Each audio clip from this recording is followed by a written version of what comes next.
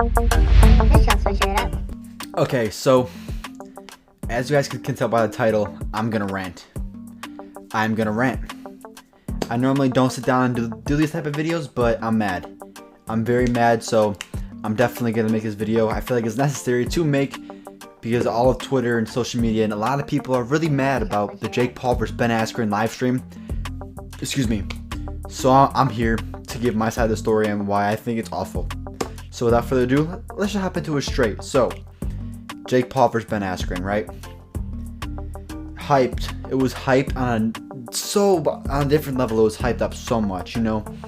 I'm gonna be honest. I didn't know of Ben Askren because I'm not the biggest MMA, UFC wrestling fan. So I didn't know a lot about Ben Askren. I never even heard of him before this fight. I'm not gonna lie. So Jake, when he says that he did wonders for Ben Askren's career, he's not wrong. Ben Askren is really smart for taking this fight, going against Jake Paul in the fight. Because not a lot of people like me didn't hear of him, and I grew to like Ben Askren during this, you know? He's a good guy, a humble dude. If you guys haven't seen the Impulsive episode already, go watch that because it just shows who Ben Askren really is on a different level. So I didn't even know who Ben Askren was, like I said, going into this, and I didn't know what to expect. But I knew that he was a MMA fighter who won like 17 fights straight or something like that. And, you know, he definitely, you know, just never boxed before, so he definitely wasn't going to beat Jake off the rip. And, you know, a lot of people knew this. I was kind of hesitant, and at first I'm like, yeah, Jake's probably going to win again, you know, but it's going to go the distance. It's going to do, you know, whatever, blah, blah. So comes the first press conference, right? It's hyping up. They're going back and forth talking shit on social media, back and forth talks, and you know it's getting wild. You know, they come face to face at the press conference, and my hair is kind of messed up. Hold up, but they come face to face at the press conference where Ben Askren kind of pushes Jake out of the way, and then Jake kind of hits him in the side a little bit, slaps him, whatever, hits him in the side, and then pushes him again. Ben didn't do anything. He just walked away with. That was the first physical altercation between the two. And then, you know, that was when the hype started to get more real. It was like, wow, they just had a physical altercation at the press conference. Like, and this dude Ben is a fighter who's gone through like over 20 of these press conferences in his career, you know, when it comes to boxing, or not boxing, sorry, when it comes to MMA and UFC, he's gone through a lot of these. So him even kind of getting annoyed, pushing Jake like that was like, you know, it kind of showed how it got to him a little bit, you know. So that was the hype, going back and forth on Twitter, social media, Instagram. Ben Askren is getting a big following out of this. He's enjoying it. Genius, marketing genius. You know, I think he sold some merch as well before the fight. I'm not too sure, but I think he said that on Impulsive. He was selling something. So yeah, fast forward to fight night. Man, this is when it got real. I'm sitting there and I'm debating all week if I should buy the fight or not. I'm like, should I buy the fight? It's $50. It's kind of expensive, you know, not so cheap.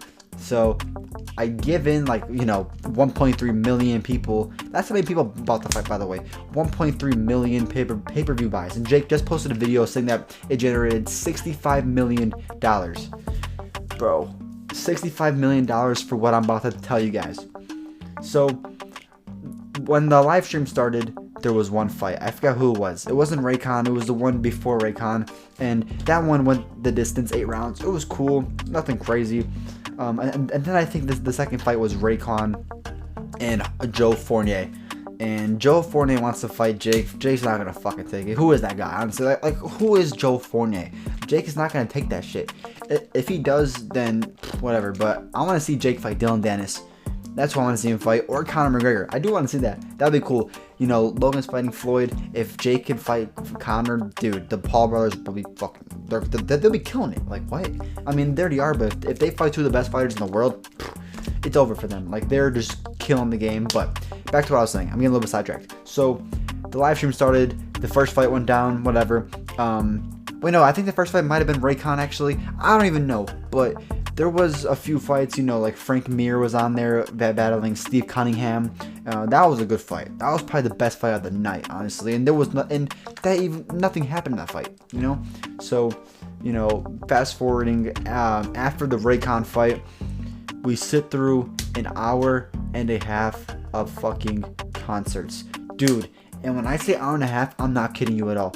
Literally, I paid for $50 for a virtual concert. Swear to God, like, there was performances from, like, you know, everybody on there. Snoop Dogg, Ice Cube, those were the ones that stood out. But also ones like Doja Cat, like Swati, whatever her fucking name is. Like, who cares about those two people, man? Like, honestly, like, who cares about Doja Cat and Swati or whatever her stupid ass name is? So, you know, that was also cool. Or no, it wasn't cool. That was stupid, actually. And then we also get, you know, more, just an hour and a half of that shit. You know, hold on, I need water. This is getting too hot for me.